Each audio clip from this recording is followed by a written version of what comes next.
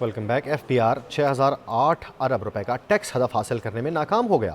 حکومت I am F سے tax ہدف پر نرمی کی درخواست کرے گی۔ زرعی آمدن پر ٹیکس وصولی میں تاخیر پر رعایت کی کوشش بھی کی جائے گی۔ مزید کیا کوششیں کی جائیں گی جانتے ہیں سجاد کاظمی سے۔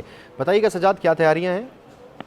دیکھیے، نیشنل پورٹل کی سربراہی میں آئی ایم ایف کا وفد جو ہے وہ پاکستان میں موجود ہے اور اس وقت وزارت خزانہ کے حکام سے مذاکرات جاری ہیں۔ ذرائع بتاتے ہیں کہ ایف بی آر کی جو بریفنگ ہے ان کی طرف سے وہ بھی کی جانی ہے، اور ذرائع کے مطابق 6008 ارب روپے کا 6 ماہ کا جو ہے وہ ہدف تھا، جو کہ ایف بی آر نے ابھی تک نہیں کیا، اور اس حوالے سے بھی بریفنگ دی جائے گی اور ذرائع کے مطابق ہدف کام کرانے کی کوشش جو ہے وہ کی جائے گی۔